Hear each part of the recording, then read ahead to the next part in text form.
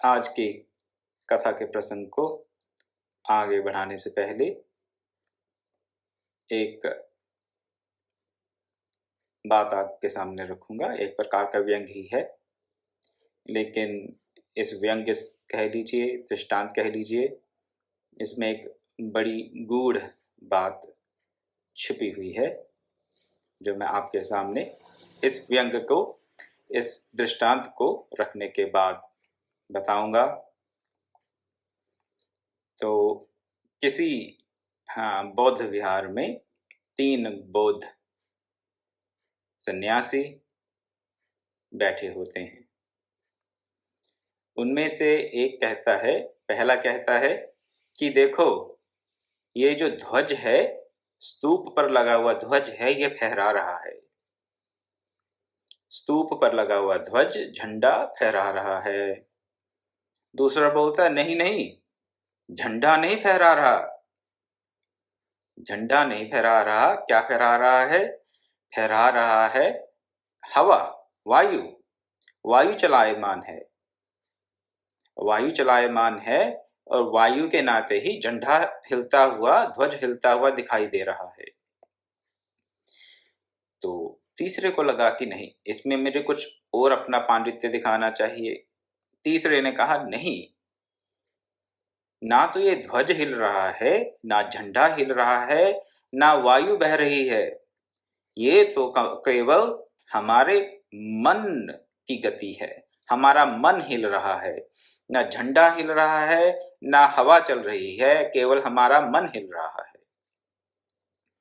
इन तीनों की बातें सुन रहे थे एक और बौद्ध भिक्षु, इन सबसे सीनियर थे। उन्होंने दूर से उनको डांटते हुए कहा, आप सब अपनी थोड़ी मुंह को बंद रखो। ना मुझे झंडा हिलता हुआ दिखाई भी नहीं दे रहा, ना मुझे हवा हिलती हुई दिखाई दे रही है, और ना ही मुझे आपके मन हिलते हुए दिखाई दे रहे हैं। ना मुझे झंडा हिलता हुआ दिखाई दे रहा है, ना हवा हिलती हुई दिखाई दे रही है, ना मुझे आपके मन हिलते हुए दिखाई दे रहे हैं। मुझे तो केवल और केवल आपकी ये जो जुबानें हैं वही हिलती हुई दिखाई दे रही हैं, सुनाई दे रही हैं। और ये अपना वार्तालाप बंद करो और मुझे ध्यान करने दो। तो किसी भी प्रकार की भगवत चर्चा करना चाहें हम, वो पांडित्य के प्रदर्शन के लिए अगर करेंगे तो उसका फल क्षणिक होगा। पांडित्य के प्रदर्शन के लिए अगर कोई चर्चा की जाती है तो उससे हो सकता है हम अपना पांडित्य दूसरों के सामने सिद्ध कर दें, लेकिन पांडित्य सिद्ध करने से भगवत प्राप्ति नहीं हो जाती। इसलिए किसी भी प्रकार की भगवत चर्चा, किसी भी प्रकार का हम अगर प्रयास करते हैं सत्संग का, तो वो पांडित्य चर्चा के लिए ना होकर केवल और केवल भगवत प्रेम की प्राप्ति के लिए ही होनी चाहिए। सत्संग का प्रयोजन भगवत प्रेम की प्राप्ति, और सत्संग का जो भावना है, सत्संग करने की भावना है, वो भी भगवत प्रेम से प्रेरित होकर ही की जानी चाहिए, अन्य किसी और कारण से नहीं। अगर इस भावना से हम सत्संग में सम्मिलित होते हैं तो अवश्यमेव कल्याण के भाजन बनेंगे।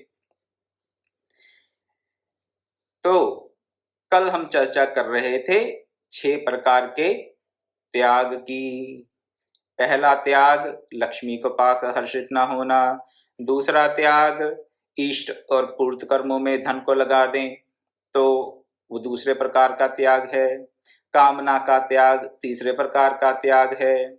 और फिर और भी 3 प्रकार के त्याग बताए गए कि कर्मों की सिद्धि असिद्धि में सम रहना चौथे प्रकार का त्याग है, और अनिष्ट की प्राप्ति होने पर मन स्थिर रहे, ये 5वें प्रकार का त्याग है।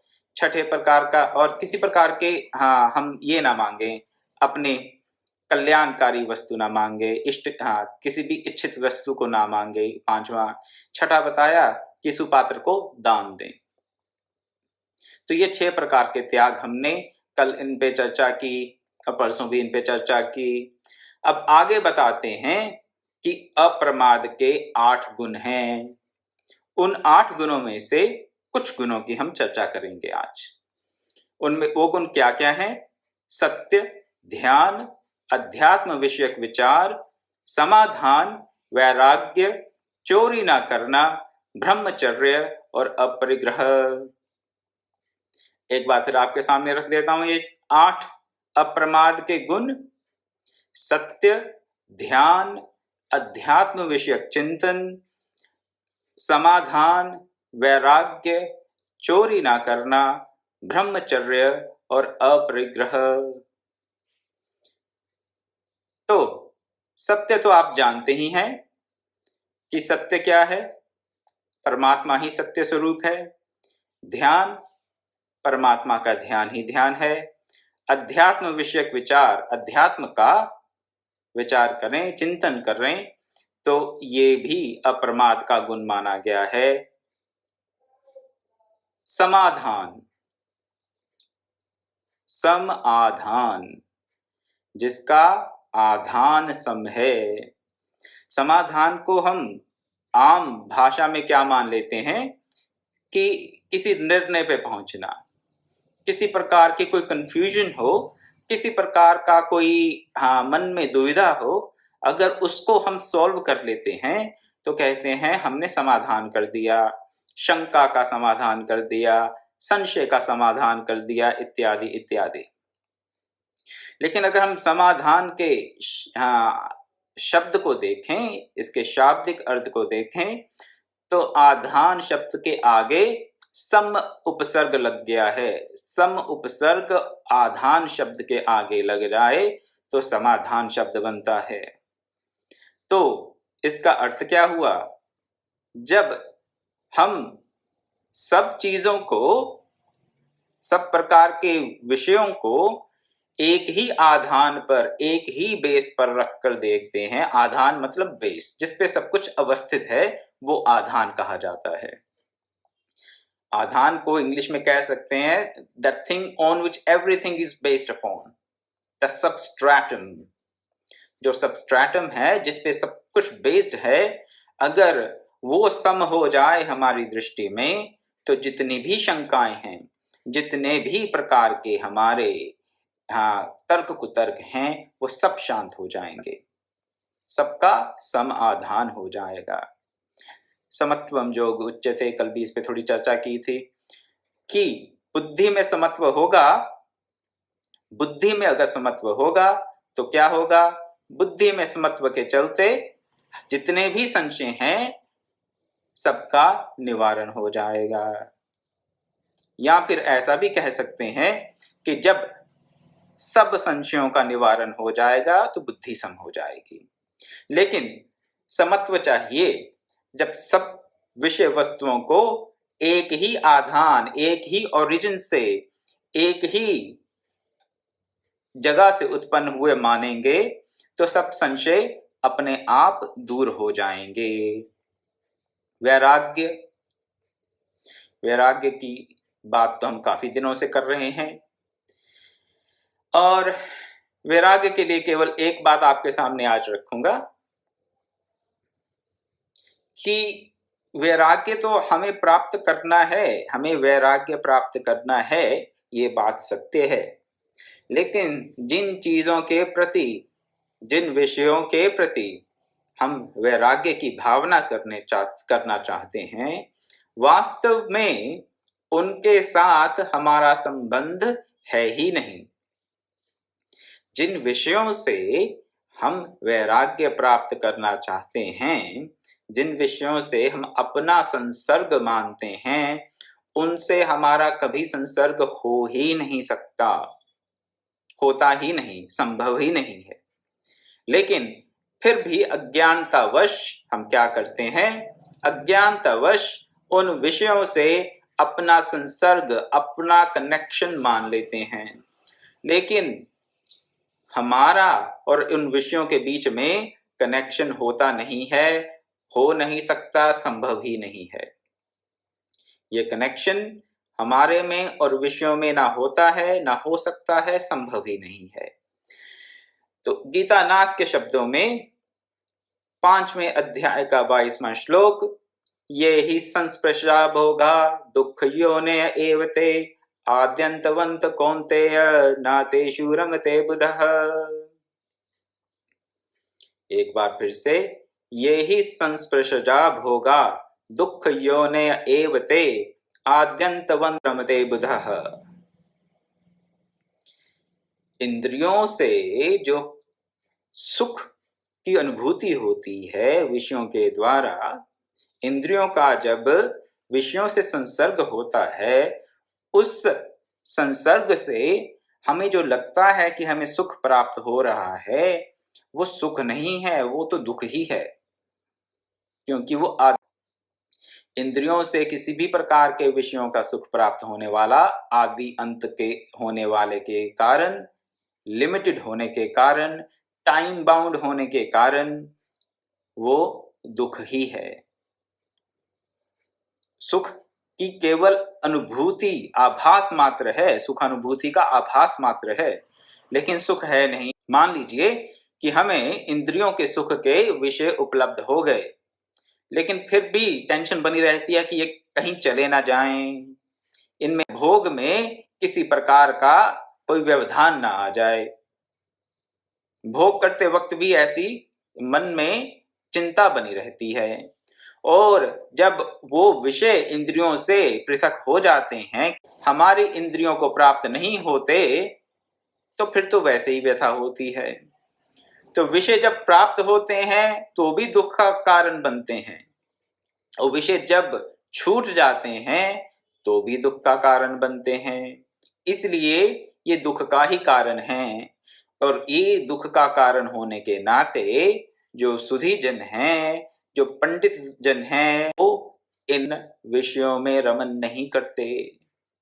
वो इन विषयों में रमन नहीं करते, क्योंकि वो क्या जानते हैं कि जो आत्मा है, आत्मस्वरूप है, ये आत्मस्वरूप कभी भी विषयों में लिप्त नहीं हो सकता। विषयों में लिप्त कौन हो रहा है? विषयों में लिप्त हो रही हैं इंद्रियां, विषयों में लिप्त हो रहा है मन। आप अगर विचार करें, ना तो ये इंद्रियां आप हैं, ना ये मन आप हैं, ना ये अहम आप हैं। ये आपका स्वरूप नहीं है। तो विषयों में जो लिप्त हो रहा है वो आप नहीं हैं। इंद्रियां विषय में लिप्त हो सकती हैं, लेकिन आप विषय में लिप्त नहीं हो सकते। अगर इस बात को समझ लें, इस बात को पल्ले बांध लें, अपनी बुद्धि में इंद्रियां और इंद्रियों के विषय में संसर्ग हो ना हो, अपने आप को आत्मा मानता है और आत्म स्वरूप में स्थित है, परमात्मा स्वरूप में स्थित है, तो इंद्रियों के विषय आए या जाएं, उसकी इंद्रियां और मन इंद्रियों के लिप्त होने या ना होने से एक योगस्थ पुरुष को, एक आत्मस्थ पुरुष को, एक परमात्मा को समर्पित पुरुष को कोई अंतर नहीं पड़ता। जब कोई अंतर ही नहीं पड़ता तो वैराग्य की भावना स्वतः सिद्ध हो जाएगी। फिर उनमें वो बुध, वो पंडित लोग रमन करेंगे कैसे कर? तो ये वैराग्य के बारे में ऐसी अपनी धारणा बना लें कि जिन जिन विषयों से वैराग्य की बात हम करते हैं, जिन जिन विषयों में हमें लगता है कि हमारी अटैचमेंट है, उन विषयों में हमारी अटैचमेंट नहीं है। उन विषयों में तो हमारी इंद्रियों की अटैचमेंट है, उन विषयों में तो हमारे मन की अटैचमेंट है, हमारी अटैचमेंट नहीं है। अगर हम अपने आप को अपनी इंद्रियों से, अपने मन से पृथक जो हमारा वास्तविक स्वरूप है उसको जान लें, पहचान लें, उसमें स्थित हो जाएं, आत्मा कभी भी विषयों में लिप्त नहीं होता। इसके लिए कई उदाहरण दिए गए हैं वेदों में, उपनिषदों में और भगवत गीता में भी। उनमें से एक उदाहरण बार बार ये दिया जाता है, सूर्य का दिया जाता है। सूर्य के साथ साथ वायु और अग्नि का भी उदाहरण दिया जाता है। कैसे उदाहरण दिया जाता है? जैसे कि अग्नि में आप अच्छे और बुरे सब प्रकार के पदार्थों को जला सकते हैं, लेकिन उससे अग्नि अशुद्ध नहीं हो जाती। अशुद्धि है तो ईंधन में होगी, अग्नि अशुद्ध नहीं होती। उसी प्रकार ऐसे भी वेद समझाते हैं, कठोपनिषद में यह बात आई है, जैसे कि सूर्य की किरणें ही, आंख का जो देवता है वो सूर्य बताया गया है, और उसी सूर्य की किरणें सब व्यक्तियों के आंखों में, सब जीवों के आंखों में, जितने भी जीवों की आंखें हैं उन सब की आंखों में उसी सूर्य का प्रकाश एंटर करता है, उसी। लेकिन आंखें तो अच्छी चीज भी देखती हैं और बुरी चीज भी देखती हैं। अब आंखों के अच्छे और बुरी चीज देखने से सूर्य का प्रकाश या सूर्य पर किसी प्रकार का अच्छा या बुरा प्रभाव नहीं पड़ता। हो सकता है एक पुष्प पर पड़ रही हो और उससे वो पुष्प प्रफुल्लित हो और सुगंध देने लगे। वही सूर्य की किरणें किसी गंदगी पे भी पड़ सकती हैं, किसी कूड़े के ढेर पे भी पड़ सकती हैं। अब जब सूर्य की किरणें फूलों पे पड़ेंगी तो उसमें से सुगंध आएगी। अब वही सूर्य की किरणें जब गंदगी के ढेर पे पड़ेंगी, हमने एक्सपीरियंस कर ही रखा है, इसमें तो इतना कोई बात नहीं है। हम में ज्यादातर लोग तो हम में से भारत के वासी हैं और हम जानते हैं कि आजकल बरसात के दिनों में कूड़े के ढेर पर अगर पास से निकलना पड़ जाए और सूर्य देवता चमक रहे हों तो नाक बंद करके ही निकलना पड़ता है। लेकिन क्या उससे सूर्य नहीं, सूर्य को कोई दूषित नहीं कर सकता। सूर्य को ना तो पुष्प की सुगंध पवित्र कर सकती है और ना ही गंदगी के ढेर की दुर्गंध उसे दूषित कर सकती है। हमारी आत्मा भी वैसा ही है, हमारा स्वरूप भी वैसा ही है। लेकिन हमने क्या किया, हमने किया ये, उस आत्म स्वरूप को तो भूल गए। अपनी इंद्रियों को अपना क्या माना, इंद्रियों को ही मैं मान लिया, मन को ही मैं मान लिया। अब इंद्रियों का और मन का तादाद में जब होगा विषयों के साथ तो हम लगता है हम ही दूषित हो गए। लेकिन आत्मा अग्नि की भांति, आत्मा वायु की भांति, आकाश की भांति ये लिप्त नहीं होती। प्रकृति के सद्गुणों में, दुर्गुणों में आत्मा लिप्त होती ही नहीं, और जब लिप्त होती ही नहीं तो इसकी शुद्धि का प्रश्न नहीं उठता। लेकिन जब हम मान लेते हैं प्रकृति के गुणों के तादात्म्य के कारण, तो फिर वहां पर ज्ञान रूपी अग्नि से उसकी शुद्धि का भी विधान बताया गया है। क्योंकि अगर हम अपने आप को अशुद्ध मानेंगे तो फिर हम अशुद्ध ही हैं। या मति सा गति। तो वास्तव में अगर समझें तो आत्मा पूरे संबंध से अच्छा बुरा नहीं होता, प्रकृति के किसी भी संसर्ग से ये लिपायमान नहीं होता। तो ये भाव अगर हमें समझ आ जाए तो जो दृढ़ हो जाएगी, वैराग्य की भावना दृढ़ हो जाएगी। समझ आ जाएगा कि हम अगर ये समझ आ जाए कि इसमें फंसे ही नहीं हुए तो उसमें से निकलने का प्रश्न ही नहीं होता, उसमें से निकलने का फिर प्रश्न ही नहीं होता। तो वैराग्य के बारे में ये कुछ सूत्र मैंने आपके सामने रखे, जो कि अप्रमाद के 8 गुणों में से एक गुण बताया गया। चोरी ना करना हम सब जानते हैं। ब्रह्मचर्य की चर्चा अभी नहीं करूंगा क्योंकि ब्रह्मचर्य की चर्चा कुछ देर बाद आएगी। इसी पर्व में आगे एक पूरा सेक्शन है, एक पूरा अध्याय है ब्रह्मचर्य पर, जिसकी की हम चर्चा करेंगे। तो तब ब्रह्मचर्य पर विस्तार से चर्चा होगी। और अपरिग्रह अच्छी बात है, चोरी ना करना अच्छी बात है, लेकिन संग्रह ना करना और भी अच्छी बात है। चोरी नहीं करते, लेकिन अगर संग्रह वृत्ति है, अपनी आवश्यकता से अधिक हमने पदार्थों का, भोग ऐश्वर्य के पदार्थों का अगर संग्रह कर रखा है तो हम प्रमादी बन जाएंगे। ये भी एक मनोविज्ञान है। आवश्यकता से अधिक पदार्थ होंगे भोग ऐश्वर्य के, वो हमें प्रमादी बना देगा। इसलिए अपरिग्रह से बचें। आगे बता रहे हैं प्रमाद के गुण या दोष कह लीजिए। इनका अभाव, इन दोषों का अभाव ही प्रमाद के गुण हैं। तो प्रमाद के जो 8 दोष बताए हैं, अब मैं वो आपके सामने रखूंगा। ये कौन बोल रहा है? ये सनुसुजात जी बोल रहे हैं। किसको बोल रहे? धृतराष्ट्र को। धृतराष्ट्र को उपदेश दे रहे हैं। प्रमाद के 8 दुर्गुण। प्रमाद के विषय में, प्रमाद के प्राप्ति में जो बाधाएं हैं, वो 8 बाधाएं ही 8 अवगुण बताए गए हैं प्रमाद के। वो कौन कौन से हैं?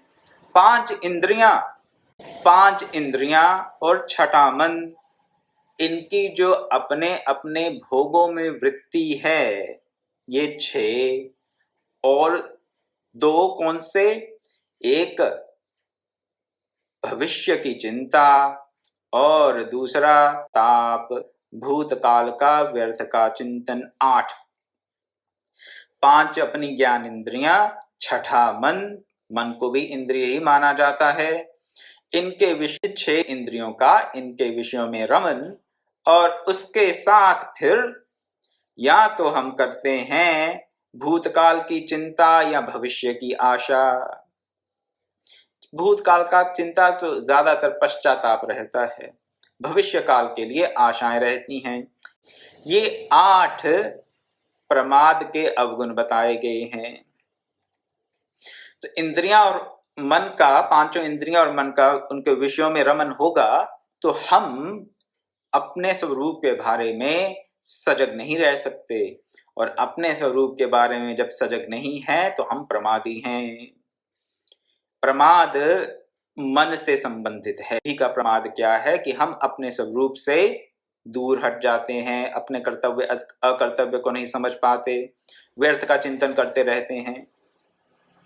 तो जब इंद्रियों के विषयों का चिंतन करते रहेंगे तो व्यर्थ का चिंतन होगा और हम प्रमादी हो जाएंगे। साथ ही साथ अगर भूतकाल की चिंता करते रहेंगे या भविष्य की चिंता करते रहेंगे तो भी वर्तमान के प्रति अगर असजग हैं तो हम अवश्य ही प्रमादी हैं। ओम पूर्णमदः पूर्णमिदं पूर्णात् पूर्णमुदमादाय पूर्णमेवावशिष्यते। ओम शांति शांति शांति। हरि ओम तत्सत्।